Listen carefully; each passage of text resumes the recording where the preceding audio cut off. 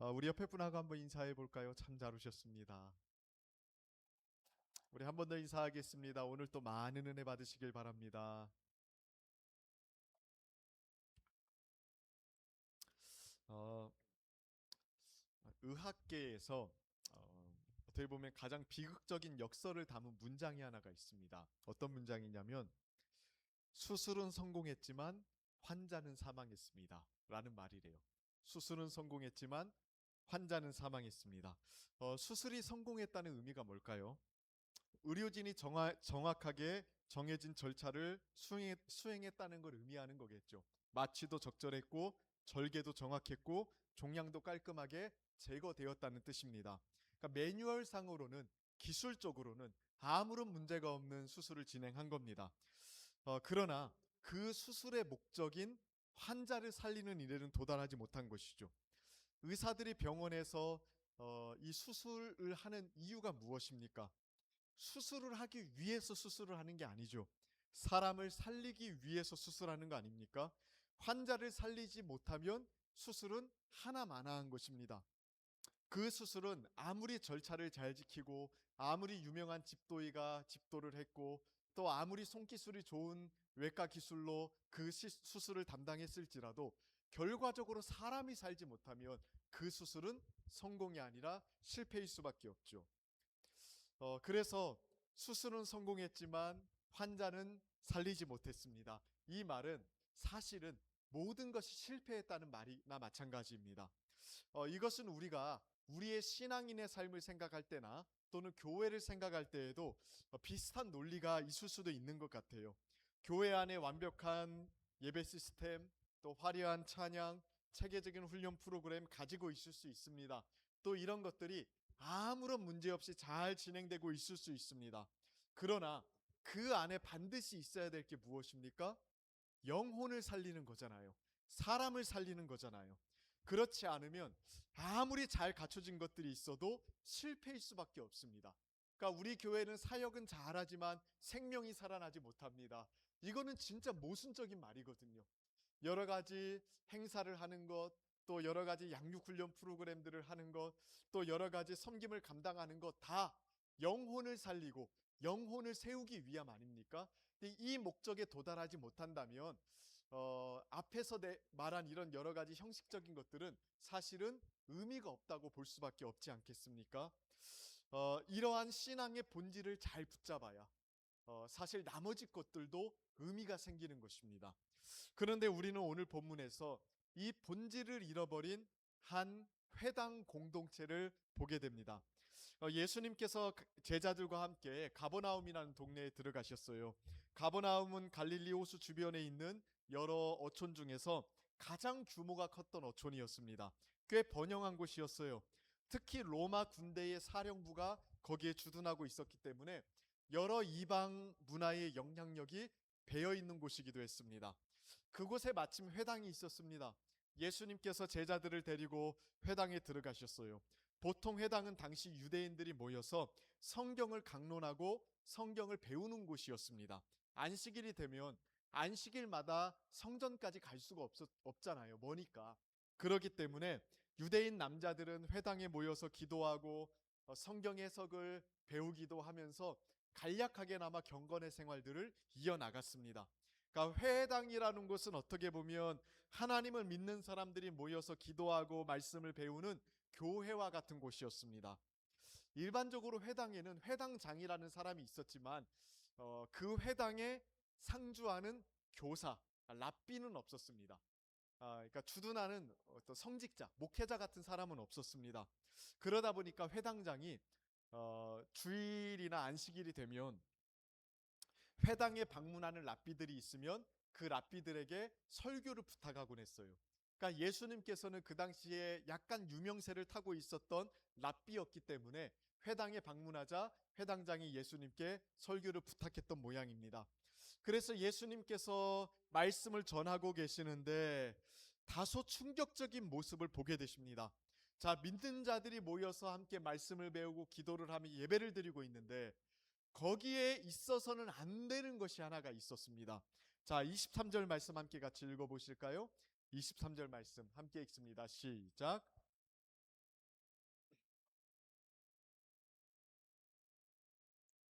자, 누가 있었습니까?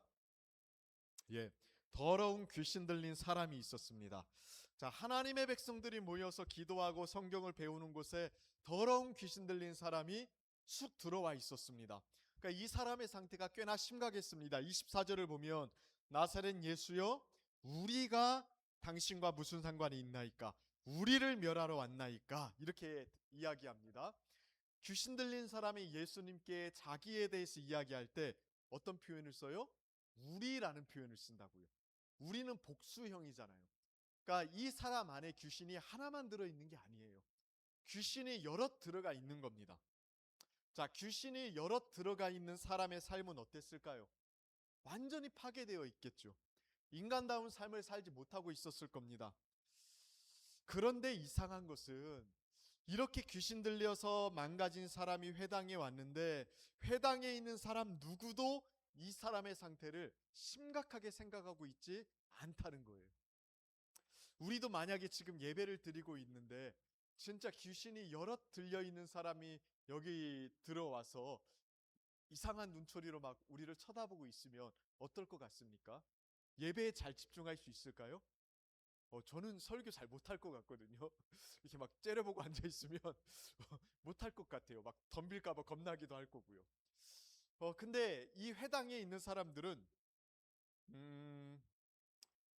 아무렇지 않습니다. 지금 이 귀신 들린 사람이 회당에 귀신 들린 사람이 23절을 보면 있었다라고 말하는데 이 있었다라는 이 동사의 시제가 과거부터 지금까지 계속 있어 왔다는 걸 의미하는 거거든요.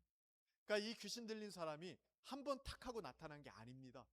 빈번하게 과거에서부터 지금까지 꽤나 자주 이 회당에 출몰했던 거예요. 그런데 이상한 것은 회당에 있는 사람들 중에 누구도 이 귀신 들린 사람에게 관심이 없어요. 예수님이 그동안 수많은 병자를 고친다는 소문이 들리지 않았겠습니까? 그럼 누구 하나라도 예수님 왔으니까 우리가 그동안 고질적으로 고생하던 이 사람 좀 고쳐달라고 하면 되겠다. 이런 생각이 들 법하지 않습니까? 그런데 아무도 예수님께 이 사람을 고쳐달라고 이야기하지 않습니다. 사람들이 심지어는 귀신 들린 사람이 나타나는데 놀라지도 않아요. 웬만한 담력이 있지 않고서야 그러기가 쉽지 않은데 여기 회당에 있는 사람들은 이 귀신 들린 사람에 대해서 굉장히 익숙해져 있습니다. 이 회당 공동체의 진짜 문제는 여기 있어요. 귀신 들린 사람이 있다는 것도 문제이죠. 그러나 이 회당만 이런 문제가 있었겠습니까? 다른 회당 공동체도 귀신 들린 사람이 있었느냐 없었느냐 이거는 조금 다르겠지만 어쨌든 다양한 문제들 때문에 여러 가지 어려움들을 겪고 있었을 겁니다. 어떤 회장은 자금의 문제 때문에 고생했을 수도 있고요. 어떤 회중은 서로 마음이 맞지 않아서 다투는 일 때문에 고생할 수도 있고요. 또 어떤 회당은 헬라인들이 박해를 하고 있었기 때문에 힘들었을 수도 있고요. 회당마다 여러 가지 문제들이 있었을 거예요. 문제가 있다는 것 자체가 문제라기보다도요. 지금 이 회당의 진짜 문제는 뭐냐면 문제가 있는데도 그것을 문제라고 인식하지 못하는 게 지금 문제입니다. 이 무감각함.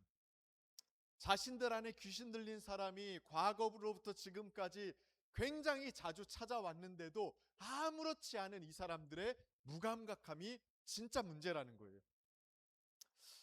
이것이 오늘 예수님께서 방문하신 회당만의 문제일까요? 오늘날 우리 안에는 이런 문제가 없을까요? 오늘날 신앙 공동체 안에도 또는 신앙인의 개인적인 삶 안에도 이렇게 문제에 익숙해져서 문제를 문제로 보지 못하는 어두움들이 있을 수 있습니다. 아까 말했듯이 문제가 없는 곳은 없습니다. 어느 조직이든 어느 모임이든 심지어 어떤 교회든 사람이 있는 곳에는 언제나 문제가 있어요. 죄인들이 모여있는데 어떻게 아무렇지 않을 수 있겠습니까? 교회도 마찬가지예요. 우리가 용서받고 의롭다함을 받았지만 여전히 죄인입니다. 온전함을 추구하는 존재인 건 맞지만 불완전한 사람들이 모여있는 곳이에요. 그러니까 교회 안에 문제가 있다는 것에 대해서 우리는 낙심하면 안 됩니다. 문제가 있어도 된다는 건 절대 아닙니다. 그러나 문제가 생긴다고 해서 이게 어떻게 그럴 수 있는가 라고 생각할 것까지는 없습니다. 그럴 수밖에 없습니다. 성경을 보십시오. 문제없는 교회가 있었을까요? 우리가 가장 이상적으로 생각하는 초대교회들도 엄청나게 많은 문제들이 있었습니다. 사도행전 6장을 보면 초대교회가 생긴 지 얼마 안 돼서부터 예루살렘 교회에 헬라파 유대인들과 히브리파 유대인들 사이에 분열이 있다는 거 우리가 목격하죠. 그러니까 교회가 탄생한 지 얼마 지나지 않아서부터 문제가 있었다고요.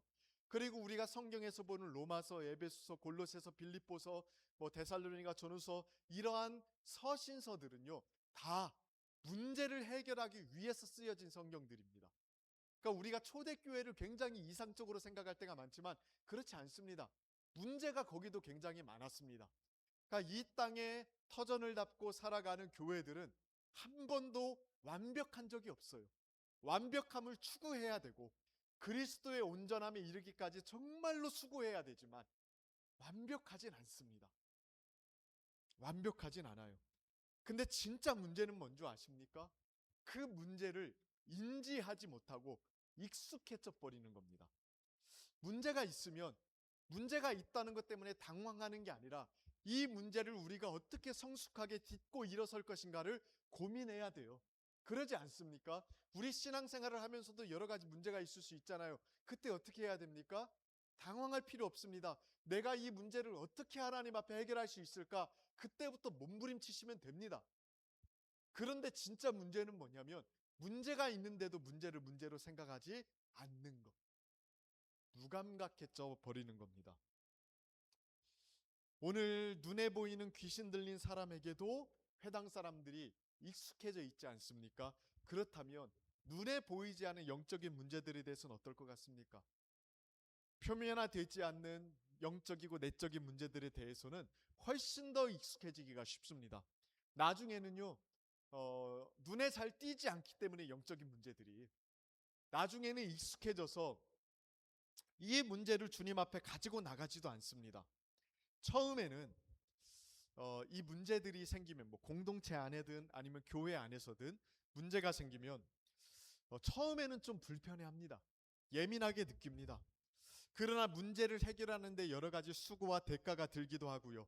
또 그 수고와 대가를 지불할 의지가 없을 때 대부분의 공동체나 대부분의 사람들은 그 문제에 적응하는 길을 택해요. 근데 그 문제에 적응할 때 아무렇게나 적응하는 게 아닙니다. 반드시 사람들은요, 그 문제를 정당화하는 논리를 만듭니다. 그래서 더 이상 그 문제가 내 눈에는 문제인 것처럼 보이지 않게끔 스스로를 설득하는 일을 반드시 합니다. 문제가 문제로 인식되면 굉장히 불편하잖아요. 근데 이 문제를 극복하는데 많은 힘이 들어요. 많은 에너지가 들어요. 그리고 이 문제를 극복하는데 그 지불해야 될 손해를 나는 감수하고 싶은 마음이 없어요. 그러면 대부분의 사람들은 이 문제를 수용해 버린다니까요. 그리고 수용할 때에 마치 이 문제가 괜찮은 것처럼 자기를 설득하는 작업을 하는 거예요. 자기 합리화 작업을 하는 거예요. 이게 공동체적으로도 일어날 수 있습니다. 공동체적으로 어떤 문제를 해결하지 못할 때 공동체는 그 문제를 정당화하는 논리를 만들기 시작해요. 이거를 내부 논리라고 이야기하거든요. 내부 논리. 이 내부 논리에 익숙해지면요, 문제가 문제로 보이지 않습니다. 대표적으로 이단들을 한번 생각해 보십시오. 외부에서 이단들을 보면 이 사람들이 믿는 거 진짜 말도 안 되고요. 웃기는 것들 믿지 않습니까? 어떻게 저렇게 믿을 수 있을까? 어떻게 저런 사람을 하나님이라고 믿을 수 있을까? 외부에서 보면은 납득이 안 되죠. 근데 내부에 들어가 있으면 그 내부 논리에 설득이 되면 그걸 받아들이는 게 너무 쉽대요. 그리고 그거를 수용해서 거기에 자신의 전 삶을 투신하는 것이 합리적으로 보인답니다. 이게 내부 논리의 위험성입니다. 이단뿐만이 아니죠. 부패한 공동체와 집단 안에는 언제나 이렇게 잘못을 두둔하고 합리화하는 내부 논리가 강하게 있습니다. 밖에서 보면 말도 안 되거든요. 밖에서 보면 굉장히 부패해 있거든요. 근데 그 안에 들어가 있는 사람들은요, 괜찮아요. 심지어 악한 일을 저지르면서도 자신들은 정당한 논리에 의해서 그 일을 하고 있으니 옳은 일을 하고 있다고 생각을 합니다. 그러니까 비판의식이 사라지는 거예요. 그렇게 자정 능력이 사라지는 겁니다. 지금 이 회당 공동체가 그러한 지경에 이른 겁니다. 처음에는 어떻게 하나님을 예배하는 곳에, 하나님의 말씀이 증거되는 곳에 귀신 들린 사람이 자주 찾아오고 회방할 수 있는가? 이거 뭐 잘못된 것 아닌가? 회당이 이래도 되는 건가? 하나님의 백성들이 모이는 건데 이거 잘못된 거 아닌가? 이러한 불편함들이 있었을 거예요. 그런데 나중에는요, 이 현상을 무감각하게 수용할 정도로 그들 마음속에, 그들 집단 안에 내부 논리가 형성이 된 겁니다. 아유, 저 귀신 들린 사람도 사람인데 우리가 뭐 품어야지 어떻게 하겠어. 뭐 크게 문제될 것도 아니고 난동 피우는 것도 아닌데 그냥 내버려 둡시다. 완벽한 공동체가 어디 있습니까? 다 문제 끌어안고 사는 거지 뭐. 다른 회당도 다 마찬가지입니다. 우리만 그런 거 아니에요. 이러면서 자기들만의 어떤 내부 논리에 익숙해져 갔을 거라고요. 물론 모든 공동체가요, 다 이렇게 문제가 있을 때 그 문제에 적응해 가는 게 아니에요. 일반적으로 두 가지 조건이 있을 때에 내부 논리를 만들어가면서 문제를 문제로 인식하고 해결하는 걸 포기하게 됩니다. 첫 번째로는요, 그 문제를 해결할 능력이 그 사람에게나 공동체에 없을 때. 자, 문제가 생겼는데 그 문제를 해결할 능력이 없어요. 그럼 어떻게 해야 됩니까? 받아들일 수밖에 없잖아요. 아마 제 생각에는 이 회당 공동체가 그랬을 거라고 생각해요. 귀신 들린 사람을 회복시키고 고치고 변화시켜야 되는데 이 사람들에게는 그 능력이 없어요. 문제를 해결할 능력이 없으니까 문제를 수용할 수밖에 없는 거 아닙니까? 문제의 해결 능력을 키워나가는 건 쉬운 일이 아니거든요.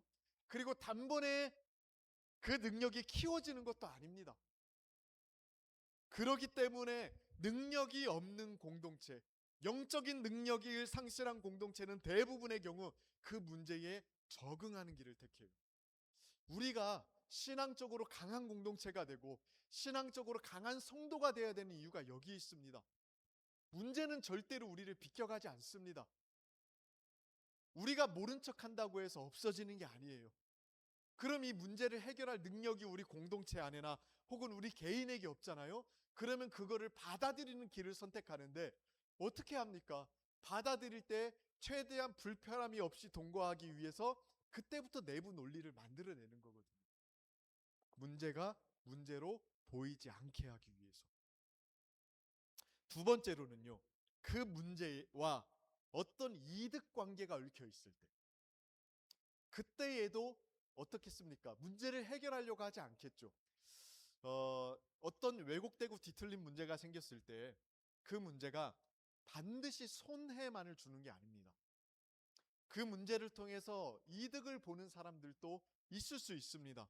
예를 들어서 사도행전 16장에 보면 귀신 들린 여종을 둔 한 사람이 나와요. 근데 이 여종이 귀신 들리다 보니까 점을 기가 막히게 치는 겁니다. 그래서 사람들이 이 점을 보려고 이 귀신 들린 여종을 만나러 오는 거예요. 돈을 내고 점을 보겠죠? 그럼 이 돈을 주인이 가져가지 않겠습니까? 그러다 보니까 주인 입장에서는 이 여종이 귀신 들린 게 자기에게 경제적으로 이득이 되는 겁니다. 그래서 이 주인은 이 여종이 귀신 들린 상태에 있는 것을 오히려 좋아했습니다. 나중에 바울과 실라가 이 여종을 고치거든요. 고치자 누가 난리를 폈을까요? 주인이 난리를 폈어요. 여종을 고치자 자신의 이득이 끊어진 것을 보고 바울과 실라를 관리들에게 고발을 해버립니다. 그러니까 어떤 문제를 통해서 이득을 얻는 사람이 있을 경우에는 그 문제를 바꾸려고 하지 않습니다. 오히려 그 문제를 계속해서 유지할 수 있는 논리를 만들어내죠. 그 문제가 우리에게 꼭 나쁜 것은 아니야. 나에게 꼭 손해가 되는 것은 아니야. 이렇게 이야기를 하면서 말입니다. 만약에 그 문제로 인해서 개인이 아니라 한 집단이 이득을 누리게 될 때는 어떨 것 같습니까? 그때는 집단 전체가 그 문제를 수용할 수 있는 내부 논리를 만들어내는 거예요. 그게 공동체의 존재 이념이 돼버립니다. 교회 공동체를 예를 들어 생각해 볼까요? 자, 교회에서 제공하는 신앙의 가르침과 기준이 흐릿해졌다고 생각해 봅시다. 이게 큰 문제 아닙니까? 진짜 칼날 같은 주님의 말씀들이 전해지고 유지되어야 되는데 이게 조금 애매해졌어요. 흐릿해졌어요.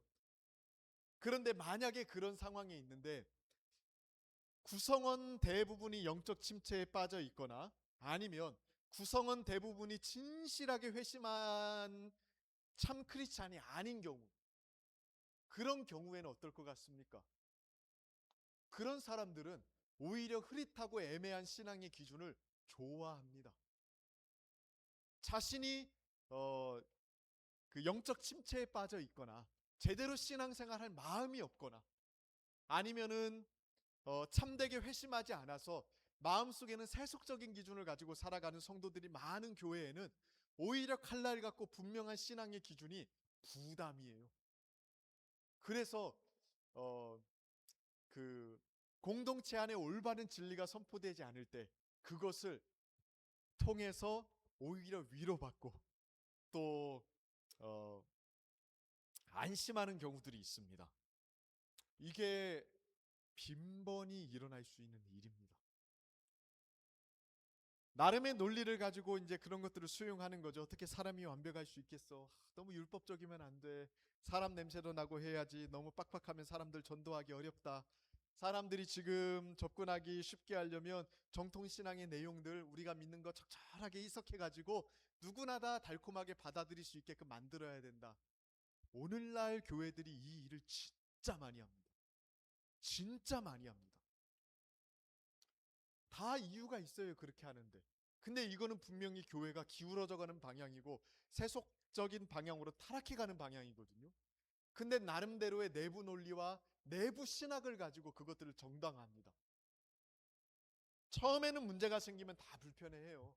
그러나 그 문제를 해결할 능력이 없고 그 문제 때문에 어떠한 모종의 이득을 얻게 될 때 사람들은 그 문제를 고치고자 하려는 노력 대신에 내부 논리를 만들어서 그 문제에 적응해 갑니다. 그리고 변화되려고 하지 않습니다. 무너져가는 공동체 안에는 늘 이런 것들이 있었습니다. 뭐 역사적으로도 굉장히 많았어요. 로마 카톨릭을 생각해 볼까요? 21세기 관점에서 중세 로마 카톨릭을 보면 진짜 말도 안 되는 일들을 했습니다. 막 십자군 전쟁만 해도 굉장히 이상하잖아요. 그 전쟁에 참여하면 그게 공덕이 되어서 자신이 구원에 이르게 되거나 그래서 순교라고 했습니다. 십자군 전쟁 나가서 죽으면 순교자로서 천국 들어간다고 가르쳤다고요. 아니면은 연옥에 있는 자신의 가족들이 천국에 간다고 가르쳤습니다. 그러니까 우리 입장에서 봤을 때, 아니 21세기 카톨릭의 입장에서 봤을 때 이거 되게 웃긴 개념이거든요. 그런데 그 일들을 해 나갔습니다. 어떻게 이렇게 가르침들이 통용되고 또 이러한 가르침들이 중세 천년을 지탱할 수 있었을까요? 그렇게 많은 성직자들이 있었는데 왜 이거를 고치려고 하지 않았을까요? 이유는 간단합니다. 그것들을 통해서 이득을 얻는 사람들이 굉장히 많았어요. 그런 논리들을 통해서. 그리고 그러한 잘못된 관행들을 뒷받침해주는 신학적 논리가 진짜 탄탄했습니다. 잘못된 신학적 논리죠. 잘못된 신학적 논리인데 이 사람들은 성경을 가지고 자신들의 잘못을 두둔하는 논리들을 엄청나게 빡빡하게 만들어 놨어요. 그러니까 중세 카톨릭 내부에서 그 관점을 보면 문제처럼 보이지 않았던 거예요. 나중에 종교개혁자들이 성경적인 신앙을 외쳐도 성경에 비추어 봤을 때 이거 잘못되었다고 이야기를 해도 그들은 받아들이지 않았습니다. 역사 속에 있었던 일은 언제나 지금도 반복될 수 있습니다. 우리 역시 이 위험성으로부터 자유롭기 어렵다는 것. 우리는 우리의 문제를 알기도 외면하고 있진 않은지 능력이 없어서 또는 이러한 잘못된 상태가 나에게 어떤 편안함과 이득을 주기 때문에 하나님 앞에 자신의 삶을 바꾸려고 자신을 개혁하려고 노력하고 있지는 않은지 정말 주의 깊게 점검해 볼 일입니다. 그렇다면 어떻게 이 문제를 해결할 수 있을까요? 예수님은 귀신 들린 사람의 존재에 익숙해져 버린 이 회당을 어떻게 바꾸어 나가십니까? 아주 간단했습니다. 말씀으로 가르치셨습니다. 귀신에게 나오라고 하니까 귀신이 나왔어요. 그런데 우리가 쉽게 말씀으로라고 결론 짓기보다도 오늘 본문에서 가르치는 내용들을 조금 구체화해서 생각해 봤으면 좋겠는데요. 먼저 오늘 본문의 구조를 한번 좀 주목해 볼 필요가 있어요. 자, 21절하고 22절을 보면 자, 예수님께서 가르치시는 내용이 나오죠. 안식일에 회당에 들어가 가르치시는 내용이 나오고 사람들이 가르치시는 내용에 놀라는 장면이 나옵니다. 그리고 나서 23절, 24절, 25절, 26절 이 내용을 보면 자, 예수님께서 귀신 들린 사람을 고치는 장면이 나와요. 그리고 나서 자, 27절, 28절도 보세요. 예수님의 가르침에 대해서 놀라운 장면이 나오죠. 그러니까 구조를 보면 귀신 들린 사람을 고치는 내용이 한 가운데 등장을 하고 그 앞에 예수님의 가르침과 그 가르침에 놀라는 내용이 나오고 그 뒤에도 예수님의 가르침에 놀라는 내용이 나옵니다. 그러니까 이 구조가 뭘 보여주는 겁니까? 예수님이 귀신을 고치는 것을 중심에 두고 예수님이 말씀을 가르치는 내용이 앞뒤로 포진하고 있다고요. 그러니까 결국에는 이 귀신 들린 사람이 머물러 있는 이 회당을 예수님께서 하나님의 말씀을 가르치심으로써 회복시키셨다는 것을 이야기하고 있는 겁니다. 회당을 일깨우고 문제를 문제로 보지 못하는 이 잠들어 있는 공동체를 일깨울 수 있는 유일한 방안은요, 사람들의 내부 논리에 설득되지 않은 하나님 말씀을 전하는 길밖에 없습니다. 이게 하나님께서 오랜 기간 문제에 익숙해진 공동체를 고치는 방법이에요. 오랜 기간 사람들의 내부적인 자기 합리와 자기 논리 이런 것들에 길들여지지 않은 외부로부터 임하는 하나님의 말씀. 그러니까 내부적으로 생성된 논리가 아니라 이 내부적으로 생성된 논리를 완전히 깨트리는 외부에서 임하는 하나님의 말씀. 이 말씀만이 공동체를, 교회를, 또 우리의 마음을 뒤바꿀 수 있습니다. 오직 하나님의 말씀이 외부로부터 우리의 마음속에 울려 퍼질 때, 우리의 귀에 울려 퍼지기 시작하고 우리의 마음속에 침투하기 시작할 때, 또 우리가 만들어낸 내부적인 논리의 철옹성 같은 벽을 산산이 깨부수고 들어오기 시작할 때, 그때 그 사람의 마음에는 변화가 일어나는 겁니다. 성경은 하나님의 말씀이잖아요. 성경은 교회가 자신들의 입장을 정리해 놓은 책이 아니에요. 다른 종교의 경전들은요, 다 그 종교의 입장을 정리해 놓은 거거든요. 근데 성경은 그런 책이 아닙니다. 성경은 교회가 만들어낸 책이 아니에요. 교회가 믿는 신앙을 정리해 놓은 책도 아니에요. 성경은 교회의 산물이 아니라 하나님의 선물입니다. 하나님이 성경을 주셨고 성경에 따라서 교회를 만드시는 겁니다. 순서를 잘 기억하십시오. 교회가 추구하는 내부적인 입장을 표명해 놓은 게 성경이 아닙니다. 오히려 성경이 교회를 만드는 겁니다. 성경이 교회에게 변화를 요구하는 겁니다. 언제나 기독교 신앙은 교회보다 성경이 우선입니다. 교회의 근거는 성경에 있고요. 교회의 근원도 성경에 있습니다. 그렇기 때문에 성경은 교회에 길들여지지 않은 말씀입니다. 또 그래야만 됩니다. 그래야만 됩니다. 루터와 칼빈과 같은 종교개혁자들이 외쳤던 게 무엇입니까? 오직 성경을 외쳤죠. 오직 성경만이 신앙과 삶의 유일한 규범이다라는 뜻이거든요. 오직 성경만이. 교회 전통도 아니고요. 신학자들의 견해도 아니고요. 또 교회 회의에서 결정한 내용도 아닙니다. 오직 성경만이.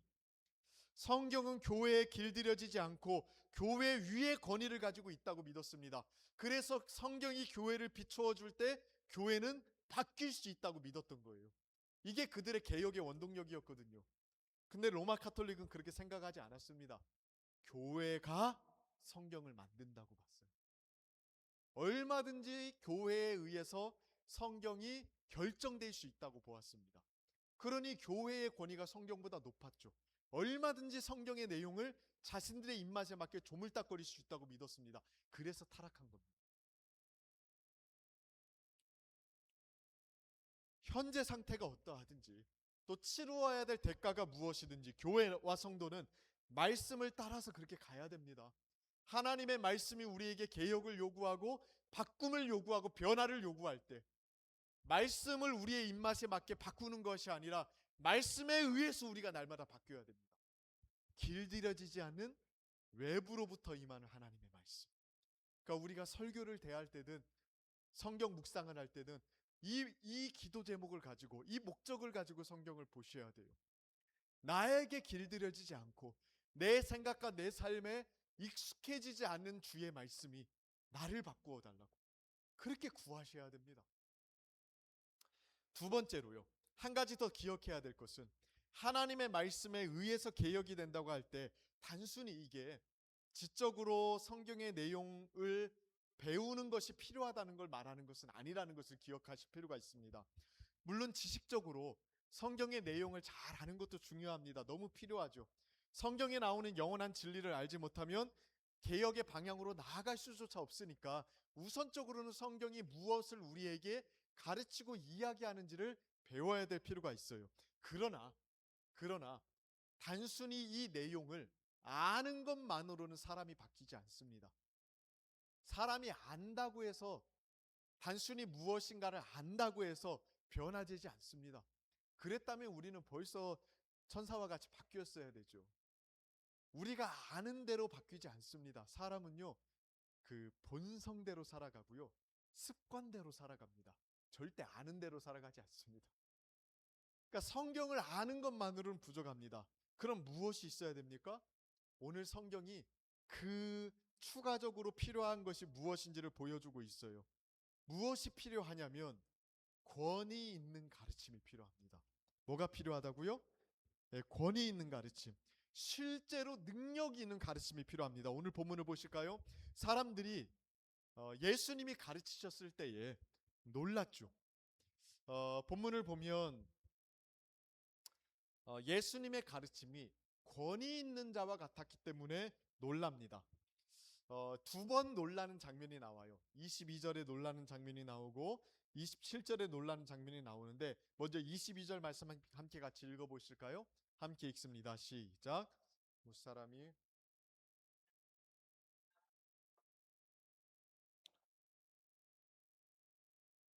자, 이 사람들이 왜 놀랐습니까? 네, 권위가 있기 때문에 놀랐는데 그 권위가 어떤 권위였습니까? 서기관과 같지 않다는 거죠. 자, 뭐가 서기관과 달랐을까요? 그 당시 대부분의 서기관들은 뭔가를 가르칠 때에 유명한 랍비들의 가르침을 인용해서 그들의 권위에 의존해서 가르쳤습니다. 그러니까 가르칠 때에 그냥 자기의 생각과 견해를 소탈하게 이야기하기보다도 어떤 유명한 랍비가 이런 식으로 이야기했습니다. 저는 이 사람의 말에 동의하면서 이렇게 가르치고자 합니다. 이런 식으로 다른 사람의 권위에 의존해서 가르치는 방식을 많이 택했습니다. 그런데 예수님은 서기관과 달랐어요. 그분 자체가 진리잖아요. 누구의 권위도 의존할 필요가 없었습니다. 예수님은 자기만의 권위로 가르치셨습니다. 그래서 놀란 겁니다. 그런데 자, 27절에 보면 한 번 더 이 사람들이 놀라요. 자, 27절을 다시 한번 읽어보실까요? 27절 함께 읽습니다. 시작.